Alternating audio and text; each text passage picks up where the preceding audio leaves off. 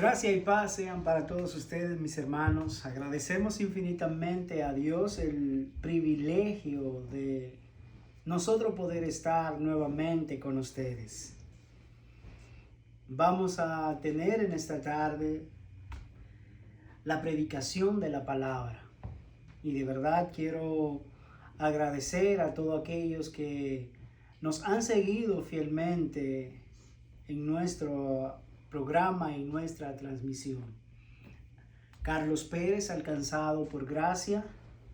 Seguimos instando a las personas a que compartan nuestro contenido y que en YouTube puedan mirar nuestro contenido y compartirlo y darle un me gusta y suscribirse para que así YouTube pueda recomendar nuestros videos y así poder nosotros seguir creciendo. Pero más que todo, mis hermanos, mi interés es que usted preste atención a la palabra del Señor. Que una vez que se haga la exposición, se predique la palabra del Señor, usted pueda corroborar todo esto con las Escrituras. Y que usted pueda estudiar la palabra del Señor y así poder tener una relación más íntima con nuestro Señor y Salvador Jesucristo.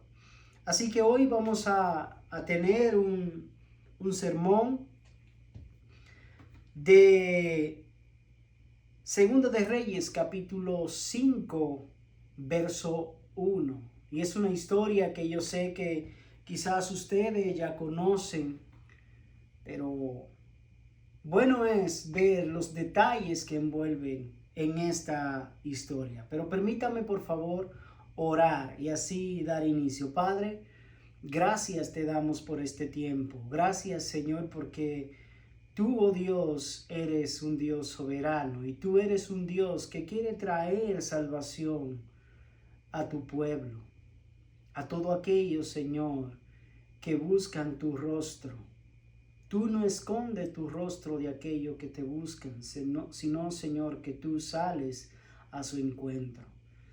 Te ruego, Señor, por mi persona, Señor, para que seas tú quien pueda utilizar este vaso de barro para gloria y alabanza de tu nombre.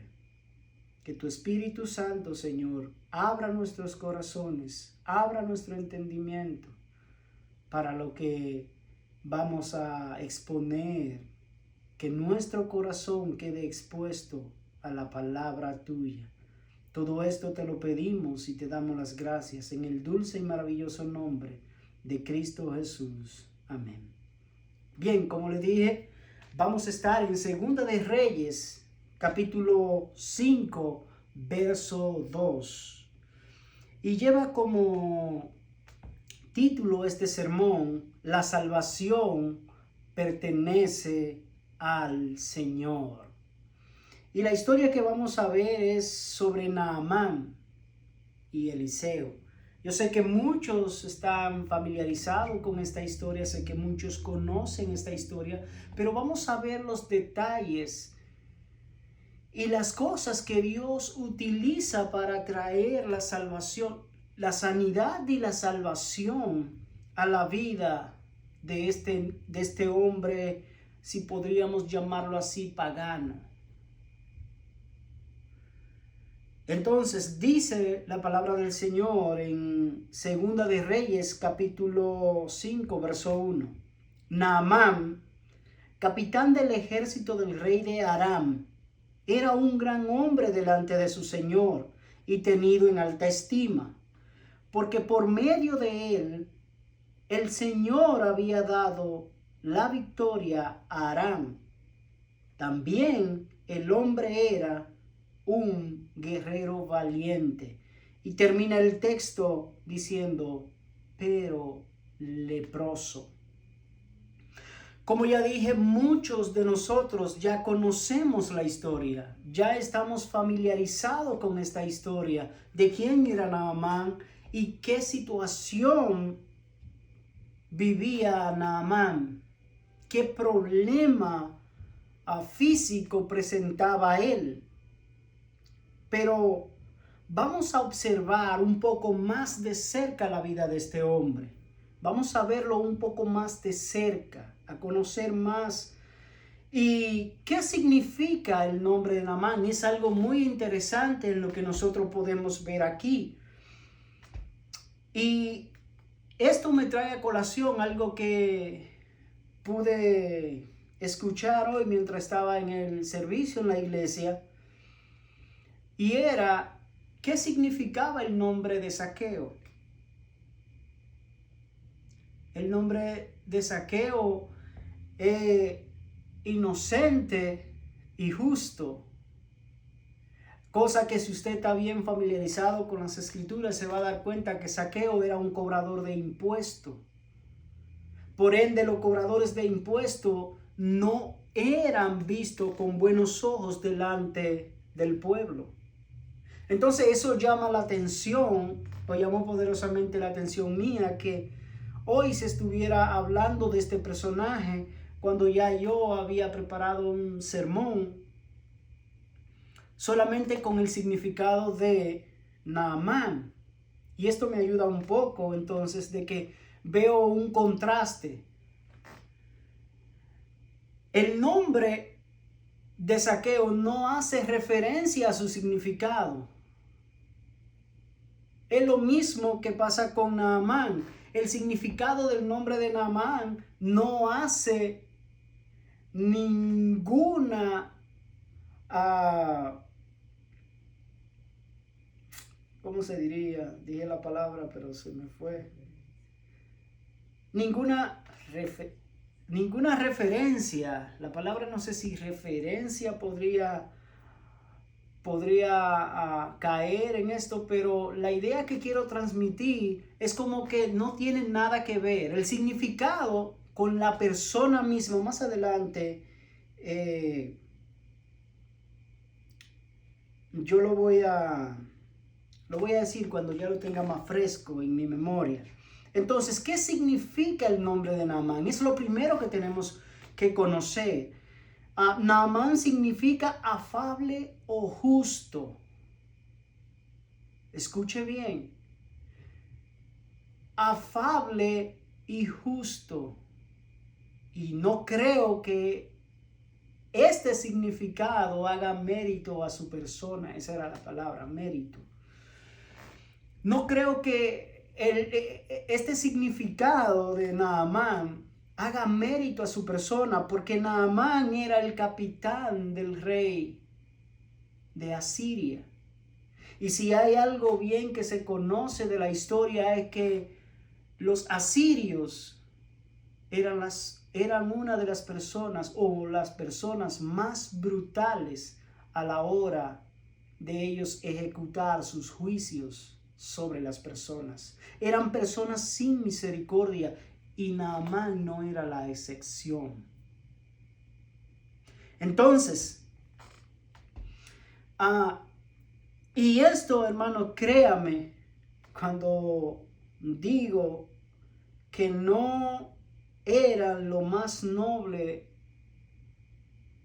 en ese entonces. Los asirios no eran las personas más nobles. Naamán no era el personaje más noble en cuanto a guerra y su forma quizá de librar las guerras. Pero sin embargo, esto debe de llamar nuestra atención, que su nombre significa afable o justo. Es como Zaqueo, inocente o justo, un cobrador de impuestos, un hombre que le robaba al pueblo. Pero seguimos. Ya conocemos el significado de Naamán, afable o justo. Ahora, en la descripción del texto de Segunda de Reyes, capítulo 5, verso 1, vemos 4 frases que pueden o que describen la persona de Naamán. Número 1, era el capitán del ejército de Siria, era un capitán. El texto me dice que él era capitán. En segundo lugar, vemos, era un gran hombre, un hombre de alto prestigio social y muy destacado. Número 3, era tenido en alta estima por el rey de Siria debido a las victorias militares que había conseguido. Y por último, el texto nos dice, era un guerrero valiente. No lo deja como solamente un guerrero, no, dice que era un hombre, era un guerrero valiente. Entonces, vamos a ver, al final del versículo 1, viene una palabra que siempre que estemos leyendo o estudiando las Escrituras, debemos prestar mucha atención a esta palabra. Y la palabra es pero. El versículo 1 lo voy a leer, que es donde nos estamos apoyando. Dice, Naamán, nótese las 4 cualidades que presentaba Naamán. Capitán del ejército del rey de Aram, era un gran hombre delante de su señor y tenido en alta estima, porque por medio de él el Señor había dado la victoria a Aram. También el hombre era un guerrero valiente. Y termina diciendo, pero leproso. Nótese aquí ese pero. Y es aquí donde digo entonces que usted debe de prestar atención siempre que la Biblia utiliza la palabra pero, porque puede venir acompañado de algo positivo o puede venir algo acompañado de algo negativo.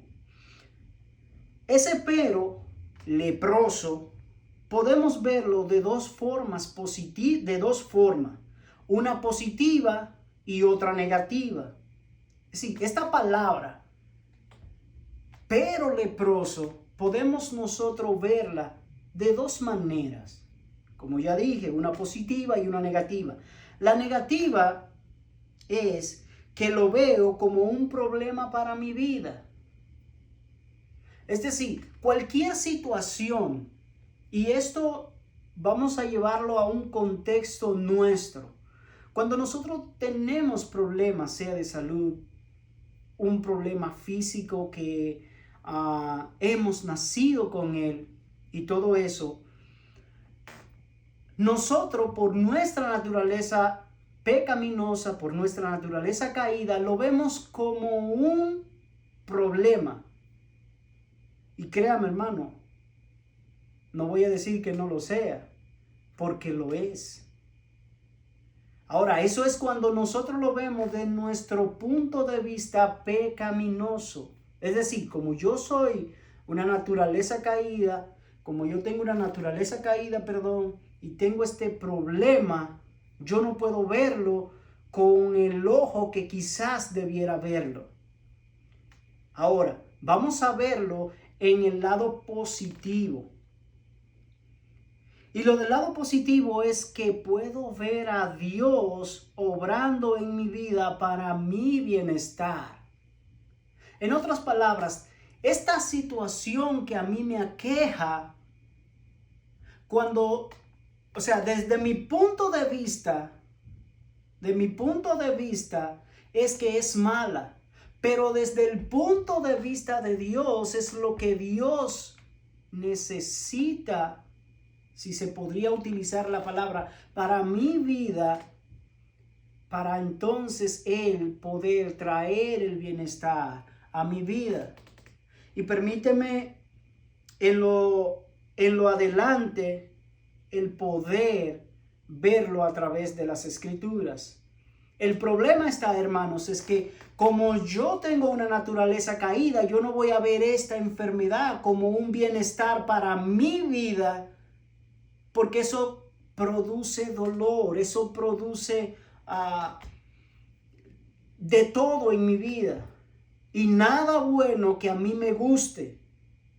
Pero cuando nosotros vamos a las Escrituras, nosotros nos vamos a dar cuenta rápidamente que Dios utiliza el dolor para así formar en nosotros el carácter que Él quiere que nosotros tengamos. Y eso suena un poco extraño en el evangelio que se predica hoy.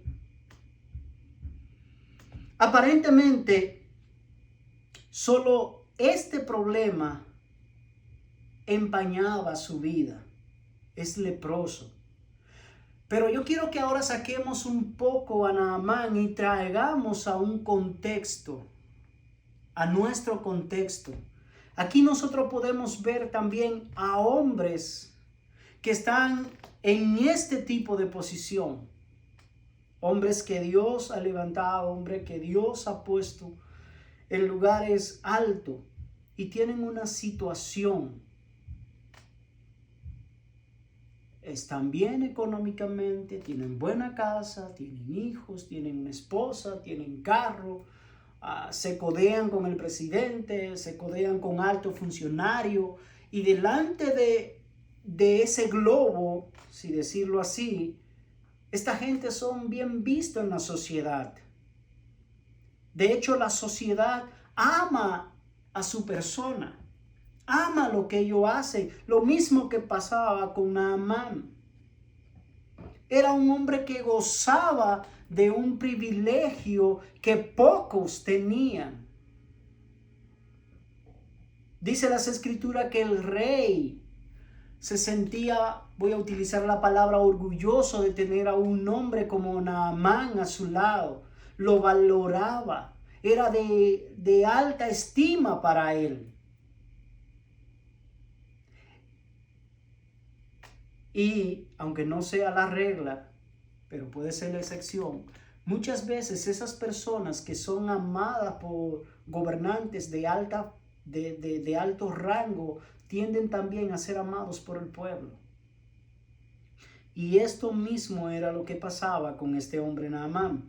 Es posible que esta lepra no fuera de un tipo extremadamente avanzada, ya que podía continuar con su trabajo, pero lo suficientemente grave para él como para indicar, como lo indica el texto más adelante. Es decir, posiblemente la lepra que tenía Naamán no era tan mala que le pudiera impedir el que él se juntara con el rey, con las personas de alto rango a su nivel. Es posible que esta lepra no fuera tan mala. Ahora, dicho todo esto, no quiero pasar por alto algo que el texto nos dice y nos afirma en el verso 1. Y es que dice, porque por medio de él, aquí él está hablando de Naamán. Mira por qué. Luego dice, el Señor. ¿Te das cuenta? Aquí está hablando entonces de Dios. Y él es Naamán. Había dado la victoria a Aram. Lo que el texto entonces me está exponiendo, me está diciendo que Dios está utilizando a este hombre pagano llamado Naamán, y por medio de Naamán él daba victoria al pueblo de Siria. Cuando el pueblo se enfrentaba a X pueblo, quien salía victorioso era el pueblo de Siria. Y la razón es obvia, porque dice las Escrituras que el Señor por medio de Naamán le daba la victoria al rey de Aram. En otras palabras, el rey de Siria. Podemos ver cómo Dios obraba por medio de este hombre pagano. Él se creía que las victorias eran por su capacidad, por su valentía, su ejército que comandaba y su habilidad en las batallas, sus estrategias en la batalla, y agréguele un gran etcétera. Nosotros estamos viendo aquí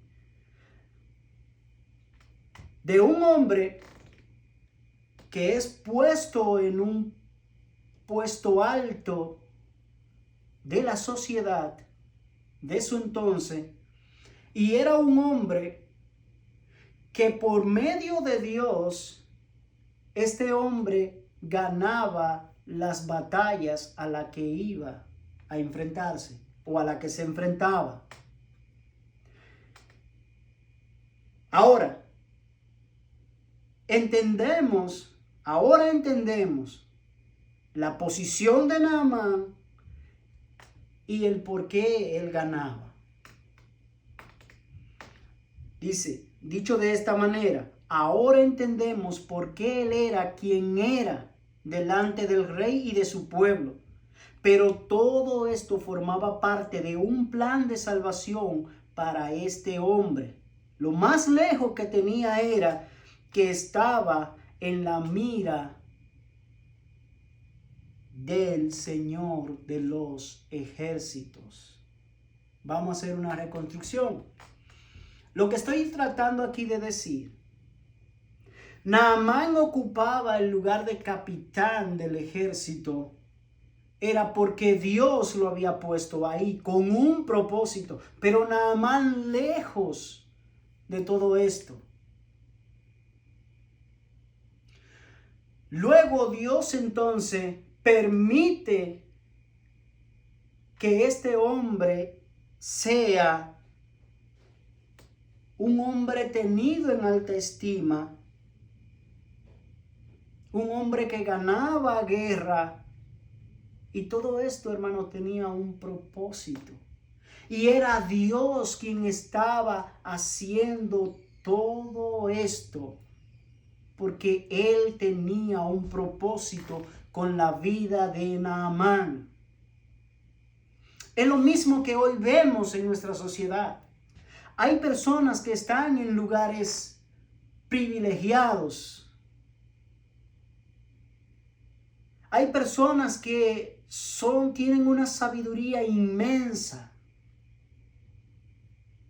Pero lo más lejos que ellos creen que ellos están ocupando el lugar que están ocupando es porque ellos son hábiles, es porque ellos tienen una sabiduría buena, es porque ellos se merecen la posición en la que están, es por sus esfuerzos, es por muchas horas de estudio, y póngale un gran etcétera.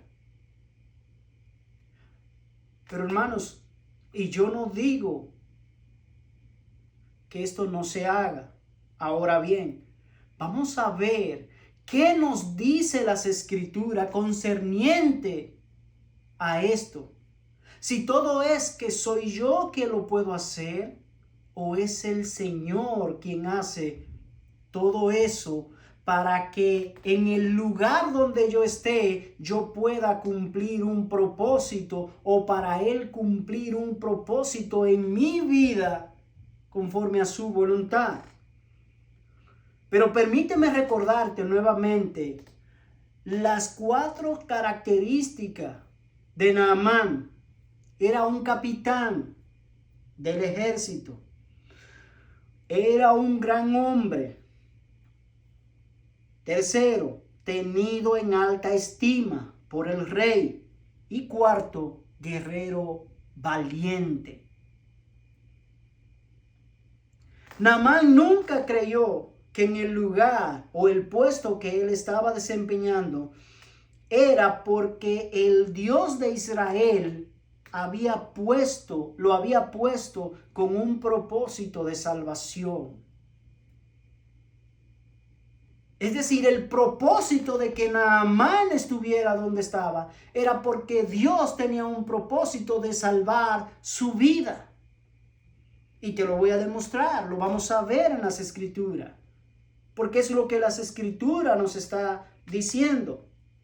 Ahora, para que tú entiendas que no es algo que podría decir, pero que eso eres tú que lo está inventando o no sé qué. Mira lo que dice Esther. Esther capítulo 4, verso 14. Estoy hablando que Dios es quien pone a las personas en lugares privilegiados, si puedo utilizar la palabra. Dice Esther capítulo 4, verso 14. Porque si permaneces callada, esto es Mardoqueo hablándole a su sobrina Esther. Dice, porque si permaneces callada en este tiempo, alivio y liberación vendrán de otro lugar para los judíos. Pero tú y la casa de tu padre perecerán. Ahora, mira la pregunta que le dejó Mardoqueo a Esther al final del versículo 14. Y quién sabe si para una ocasión como esta tú habrás llegado a ser reina. Es decir, aquí Mardoqueo le está diciendo, oye, tú, en otras palabras, tú eres reina porque Dios te colocó en ese lugar porque Dios sabía que iba a venir un tiempo en que su pueblo iba a ser perseguido. Y bien Dios dice Mardoqueo, oye, si tú no lo haces, la salvación va a venir por otro lugar. Sea por donde sea, pero va a venir. Entonces, lo que él está diciendo, Dios te ha colocado a ti para que tú seas un instrumento en la mano de él, para él entonces traer salvación a su pueblo. En otras palabras, hermanos, en el lugar donde tú estás, tú no estás porque tú fuiste a ese lugar. No, tú estás en ese lugar porque Dios ahí te ha llevado. Y yo estoy hablando de creyentes. Y aún un inconverso lo puedo incluir porque todo está dentro del propósito, dentro del plan de Dios. Pero quiero irme con los creyentes. Te repito, en el lugar donde tú estás, sea un trabajo, sea con alguien, o no sé qué otra cosa tú puedas pensar. Mira la situación donde tú estás. No es por casualidad. Es Dios quien te ha llevado ahí. ¿Para qué? Para Él cumplir su propósito por medio de ti. Si tú no me crees, entonces mira lo que dice Daniel capítulo 2, verso 21 y 22. Dice Daniel capítulo 2, verso 21 y 22. Oye, Él es quien cambia los tiempos. Cuando dice Él, está hablando de Dios. Dios, lo voy a leer de esta manera. Dios es quien cambia los tiempos y las edades. Oye lo que dice. Quita reyes y pone reyes. En otras palabras, más llana, me voy a detener aquí. En otras palabras más llana, cuando tú y yo ponemos a un presidente, no me malentienda lo que voy a decir, no somos nosotros. Es Dios quien está permitiendo que ese presidente, que esa persona, que ese gobernante esté en el lugar donde va a estar. Porque mira lo que dice Daniel. Él quita reyes y pone reyes. Dice luego, da sabiduría a los sabios. Da sabiduría a los sabios y conocimiento a los entendidos. Él es quien revela lo profundo y lo escondido. Conoce lo que está en tinieblas y la luz, dice él, mora en él. Ahora bien, si Esther y Daniel no te convencen de que Dios es quien quita y quien pone reyes y quien pone a una persona en una posición X para llevar a cabo su propósito, mira lo que nos dice el libro de Hechos, capítulo 4, verso 26 al 28. Se presentaron los reyes de la tierra y los gobernantes se juntaron a una contra el Señor y contra su Cristo.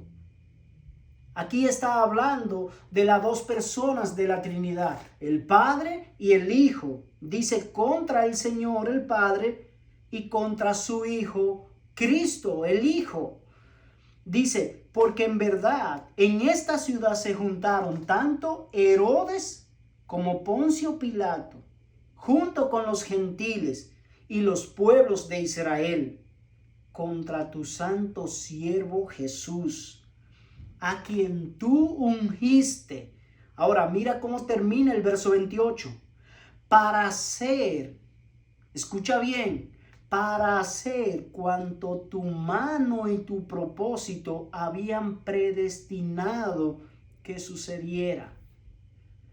Es decir, lo que le aconteció a Jesús, la muerte que nuestro Señor y Salvador tuvo, los azotes que le dieron, perdón,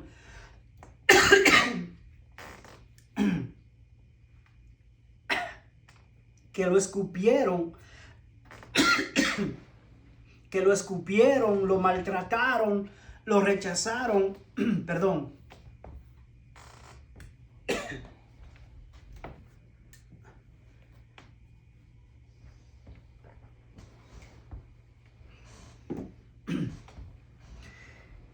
Es decir, todo esto que le acontece, que lo escupieron, lo maltrataron, lo rechazaron, lo golpeaban, le pusieron la corona de espinas y todas las cosas que nosotros sabemos que le ocurrió a nuestro Señor Jesucristo, eso estaba controlado, eso estaba predestinado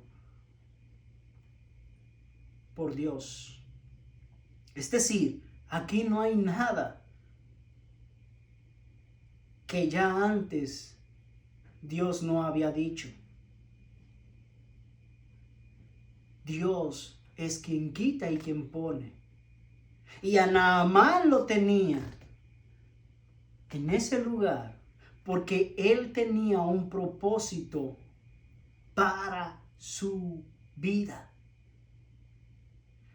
O dos propósitos, vamos a poder decir: sanarlo de la lepra y salvar su alma.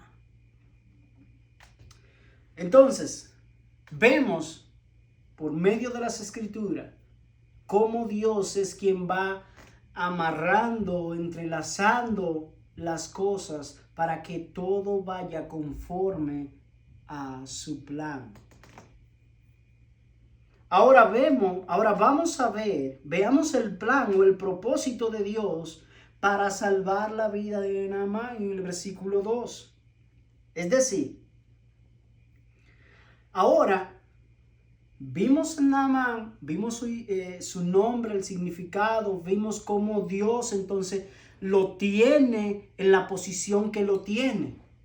Ahora Dios en el versículo 2 empieza a mostrarme cuál es la estrategia o el plan o el propósito que Él utiliza para traer entonces la salvación a Naamán. Dice el versículo 2. Los amorreos que habían salido en bandas habían tomado cautiva a una muchacha muy joven de la tierra de Israel. Y dice al final del texto, y ella estaba al servicio de la mujer de ¿quién? De Naamán. Mira por qué te dije lo que te dije, que hay algo positivo y hay algo negativo, dependiendo de cómo tú y yo la veamos. Nosotros, y digo esto porque humanamente, cuando tenemos una enfermedad o padecemos de una enfermedad, no nos gusta. Tenemos que ser claros, no nos gusta. No nos gusta enfermarnos, no nos gusta que Dios utilice el dolor para traer alivio o traer beneficios a nuestras vidas. No nos gusta. Pero sin embargo, Dios permite que los amorreos vayan e invadan al pueblo de Israel y así capturan a una joven.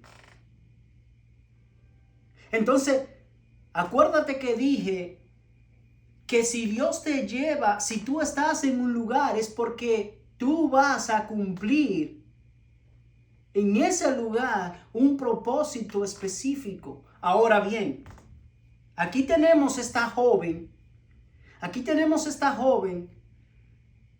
que fue sacada de su tierra y fue llevada a la casa ¿de quién? De Naamán.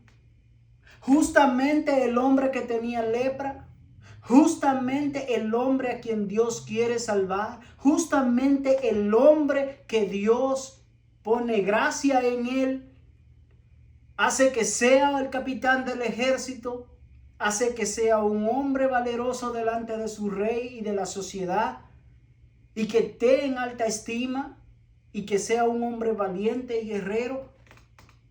Dios lleva a esa joven prisionera a la casa de este hombre. Y ahora,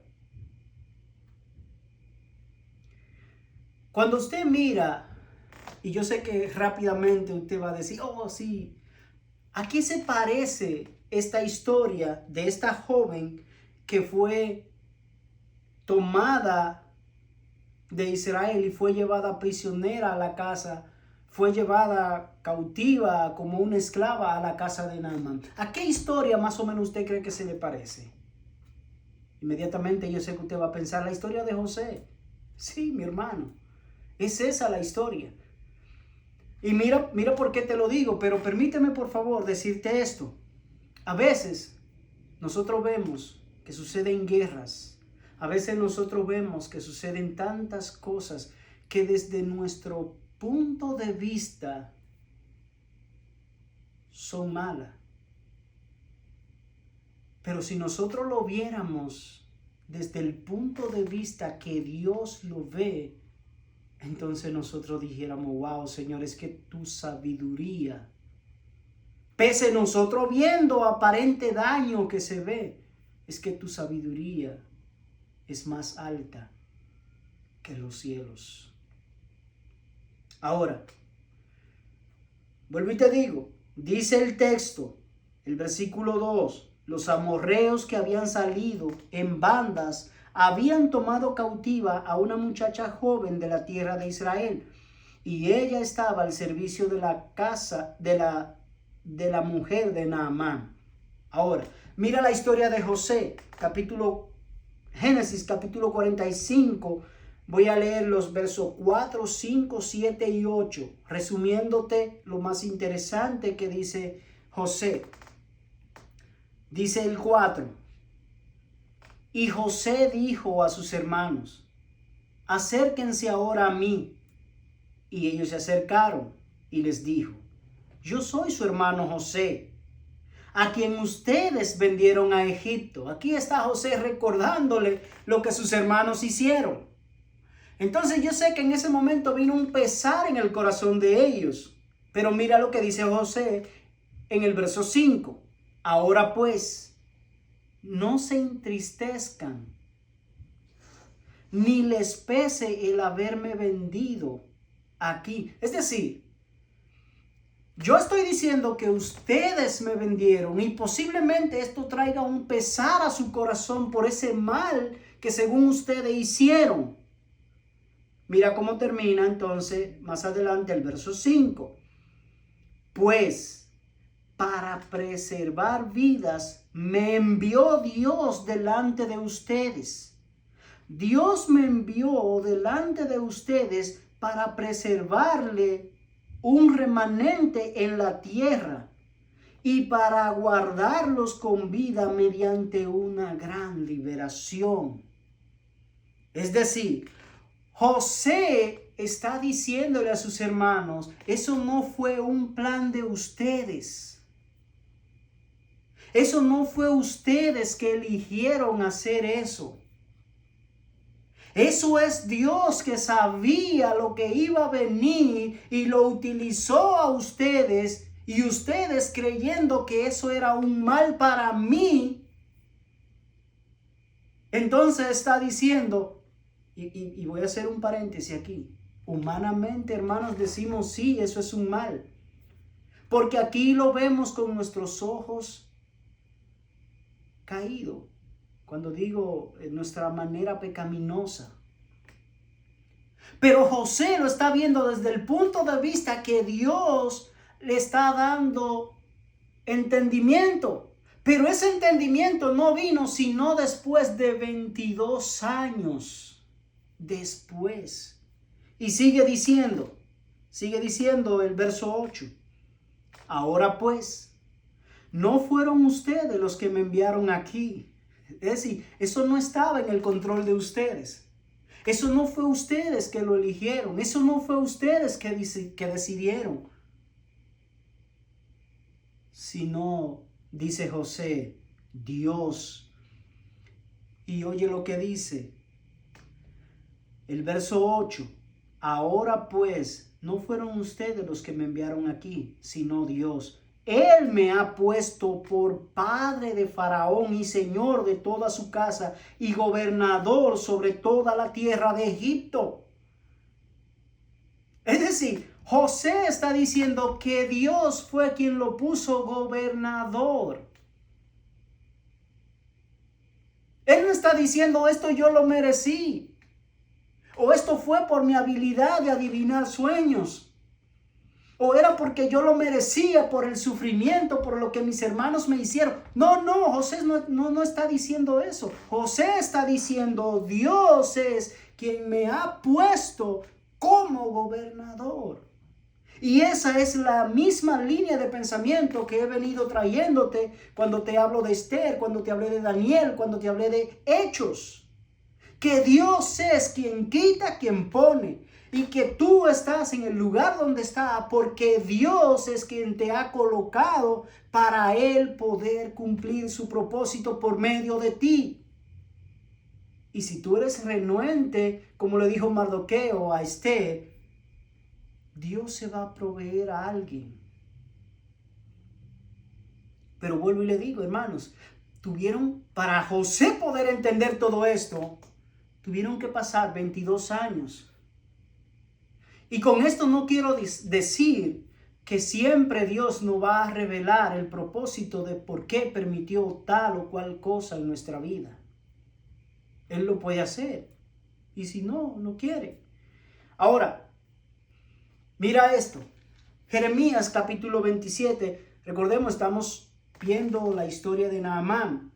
Pero nosotros ahora estamos viendo, nos quedamos en el versículo 2, donde estamos viendo cómo Dios está utilizando, solamente estoy utilizando texto bíblico para apoyar de que lo que Dios permitió, esa invasión que hicieran los amorreos a Israel, para traerse esa joven, todo fue planeado para traer sanidad y salvación al alma de Naamán.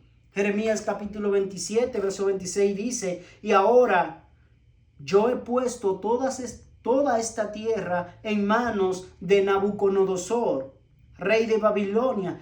Y lo que me llama la atención es cómo dice Dios de Nabucodonosor, otro rey pagano, y dice, mi siervo. Te lo voy a leer de nuevo, completo. Y ahora yo he puesto toda esta tierra en manos de Nabucodonosor, rey de Babilonia, siervo mío. Dios llamándole a un rey pagano. Recuerda que Babilonia es quien en lo adelante invade a Siria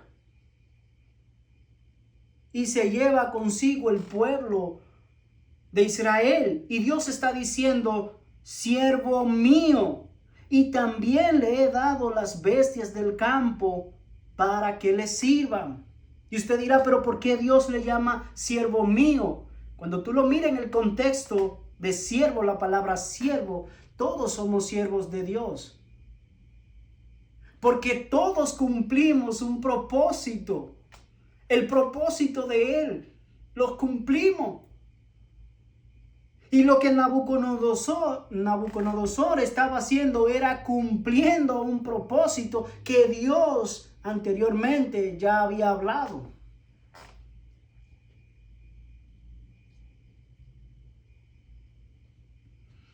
Jeremías capítulo 27, verso 6. Pero mira lo que dice Isaías 45:1, que todavía me sorprende aún más. Así dice el Señor a Ciro, su ungido. Oiga bien, otro rey pagano. Aquí estamos viendo que Dios le está llamando mi siervo a un rey pagano. Ahora estamos viendo que le llama mi ungido a otro rey pagano. Y sigue diciendo, a quien he tomado por la diestra. Es decir, Dios está diciendo, yo he tomado a Ciro de la mano para someter ante él naciones y para desatar lomos de reyes, para abrir ante él las puertas, para que no queden cerradas las entradas. Ahora, lo que nosotros estamos viendo es en estos dos reyes a un Dios soberano que gobierna sus vidas, a dos hombres totalmente paganos. Dios lo está eligiendo, Dios lo está tomando, voy a decirlo así, de la mano para llevar a cabo su propósito. Y quiero que prestemos atención a esta palabra de ungido, porque usted dirá, pero el ungido dijo de Jehová. Vamos a ver qué significa la palabra ungido. La palabra ungido se refiere a alguien consagrado o destinado por Dios para un propósito especial. Es decir, Dios consagró, Dios designó, Dios apartó a Ciro, al rey Nabucodonosor, para llevar a cabo su propósito. Y usted dirá, ¿y qué propósito tenía Dios con Ciro? Bueno, vamos a ir a Esdras, capítulo 1, verso del 1 al 4. Dice, en el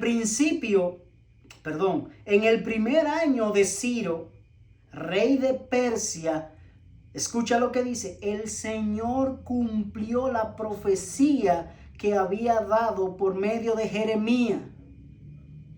Es decir, Dios había hablado a través del profeta Jeremías lo que iba a hacer por medio de Ciro a su pueblo. Y dice, movió el corazón de Ciro a poner por escrito el siguiente decreto y enviarlo a todo el reino. Esto dice Ciro, rey de Persia. Persia es quien conquista entonces a el reino del rey Nabucodonosor.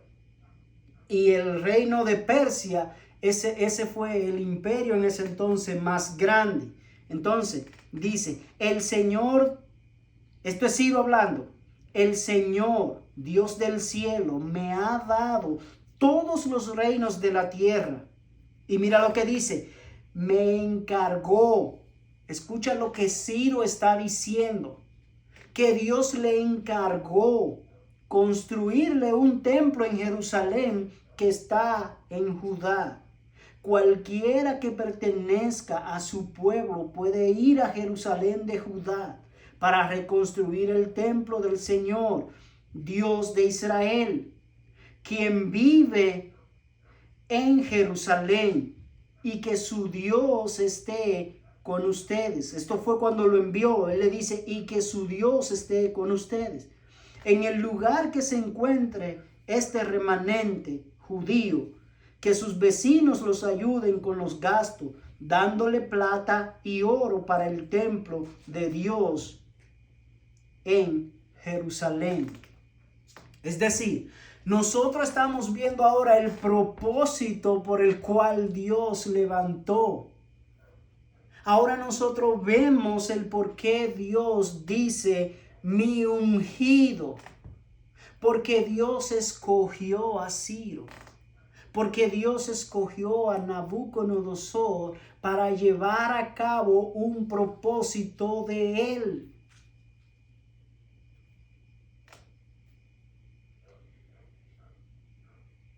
Hermanos, es imposible nosotros negar todo esto. Verso 3 dice entonces, y ella dijo a su señor, si mi señor estuviera con el profeta que está en Samaria, él entonces lo curaría de su lepra. En otras palabras, la esclava, la joven judía, le está diciendo a su ama, mi señora, si mi señor Naamán hubiese estado en mi tierra donde hay un Dios, donde allí hay un profeta de Dios, un hombre que honra a Dios, Dios va a utilizar a ese profeta para sanar a su amado esposo Naamán de la lepra. ¿Te das cuenta ahora cómo Dios va revelando su propósito por medio de la joven?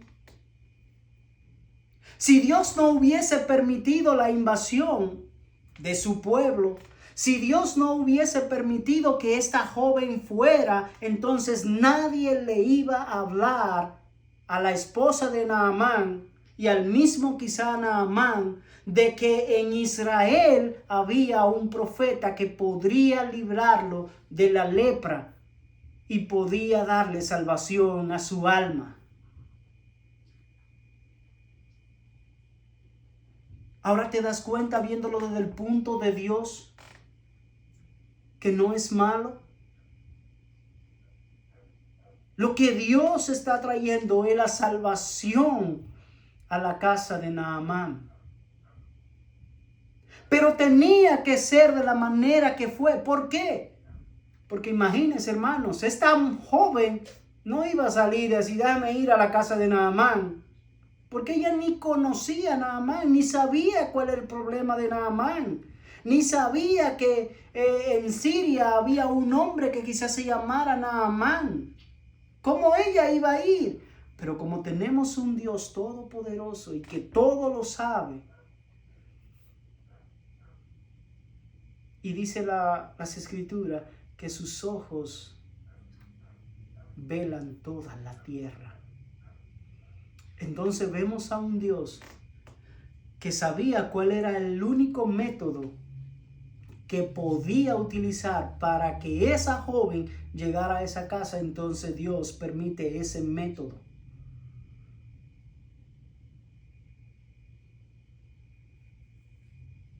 Te recuerdo, tú estás donde estás, si eres creyente, no porque tú quisiste, es porque Dios te ha llevado con un propósito a ese lugar. Esta joven le hace saber que en la tierra de Israel hay un profeta de Dios, el cual podría, por mano de Dios, librarlo de su lepra. Vemos ahora cómo esta joven es un instrumento en la mano de Dios, en la vida de Naamán. Vemos con más claridad por qué Dios permitió, como ya dije, que ella fuera llevada a la casa de este hombre pagano, de este capitán. Versículo 4 dice: entonces Naamán fue y habló a su señor el rey diciéndole: esto y esto ha dicho la muchacha que es de la tierra de Israel. Ahora, preste atención. Ahora Naamán le está prestando oído a lo que una esclava está hablando. Y el texto no me dice que Naamán se puso refunfuñón con lo que le dijeron, o dijo, no, yo no voy para allá. No, porque Naamán quería ser sanado. Hermano, y usted por una sanidad haría lo que fuese. Entonces ahora vemos a Naamán que le dicen que en el pueblo de Israel allá hay un hombre de Dios, allá hay un profeta de Dios, allá hay un hombre que Dios puede utilizar para quitarle la enfermedad que tanto agobia la vida de Naamán. Pero Naamán, en su mente finita, solamente está viendo de su problema en la piel. Naamán no está viendo la necesidad de ¿qué? De la salvación de su alma. Naamán no está pendiente de todo eso, pero Dios sí lo está. Porque Dios está pendiente a la salvación de tu alma. Y hermano, yo no creo que pueda terminar hoy, así que voy a tener que ya ir cortando, pero voy a dejarlo en el verso 5. Yo quiero ahora que veamos en el verso 5 lo que Naamán lleva. Dice el verso 5, y el rey de Aram le dijo, ve ahora y enviaré una carta al rey de Israel. Y él fue, y dice, y llevó consigo. Mira lo que Naamán lleva al profeta de Dios. Si le quita su lepra. 340 kilos de plata. Y 6,000 ciclos de oro y 10 mudas de ropa. Los 6,000 ciclos, eso equivale a 68.4 kilos de oro. Ahora déjame ponértelo en un contexto actual. Déjame ponértelo ahora, en el día de hoy.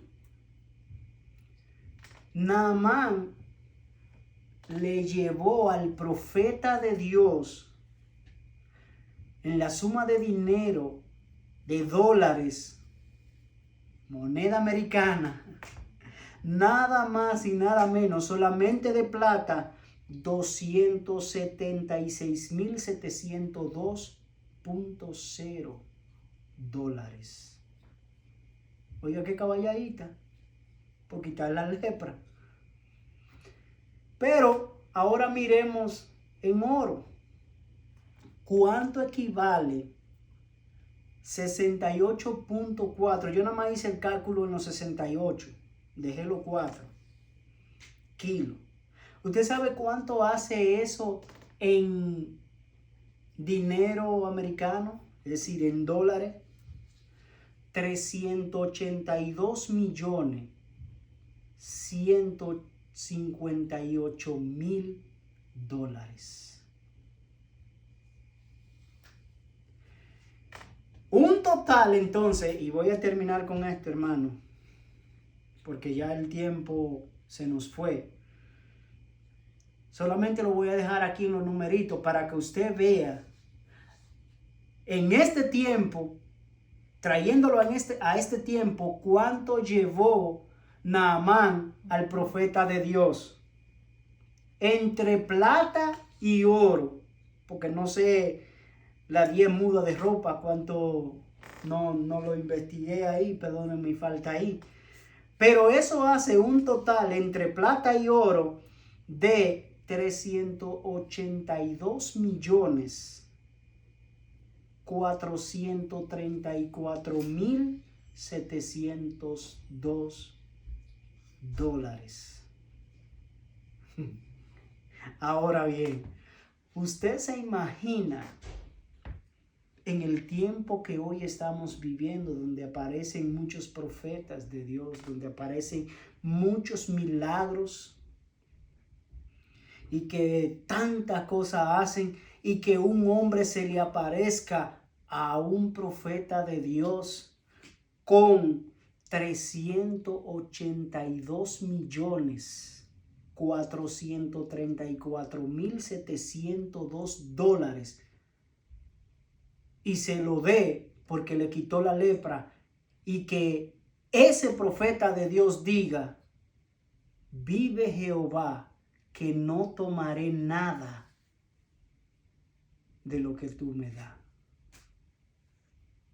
Hermano, dejen los comentarios, me gustaría saber su opinión, de que si usted cree que puede aparecer un hombre de Dios que diga como dijo Eliseo: vive Jehová en la presencia de quien estoy, que no quiero nada de eso. Así que, hermanos, permítame orar. Vamos a continuar el próximo domingo, si así el Señor lo permite, y ver, hermanos, cómo termina la historia, porque de verdad que el tiempo nos vino y no quiero abusar más del tiempo. Así que oramos. Padre, en el nombre de nuestro Señor Jesucristo, gracias por tu palabra. Gracias, Señor, porque tu palabra nos hace ver y nos hace entender que tú eres quien quita, quien pone reyes, que tú eres quien nos lleva, Señor, a los lugares donde vamos a poder cumplir allí el propósito por el cual tú nos llevas a esos lugares. Gracias porque tú, Señor, utiliza el dolor, mi dolor, para traer gloria a tu nombre. Es algo, Señor, que nuestra mente finita no puede entender a veces, pero damos gracias a Dios por las Escrituras. Damos gracias a Dios porque aún a tu propio Hijo tú lo utilizaste. Y dice tu palabra que era necesario que por muchos dolores debiera atravesar para traer la salvación que hoy tenemos en Cristo Jesús, Señor nuestro. Padre, gracias por tu amor, gracias por tu bondad, gracias por tu Espíritu y gracias por Cristo Jesús. Amén. Hermanos, gracia y paz sean para todos ustedes. Recuerde, me gustaría que usted deje en los comentarios, sea Facebook, sea YouTube, eso, si un hombre, porque le hayan hecho una sanidad, le llevara esa cantidad de 382.434.702 dólares, si ese hombre de Dios dirá como dijo Eliseo: vive Jehová en la presencia en la cual estoy, que no quiero eso. Así que gracia y paz, hermanos, para todos ustedes. Sean bendecidos y que la gracia y el favor de nuestro Señor los acompañen. Recuerde darle un me gusta, dejar el comentario y seguirnos en nuestra página Carlos Pérez Alcanzado por Gracia. Así que Dios le bendiga y Dios le guarde.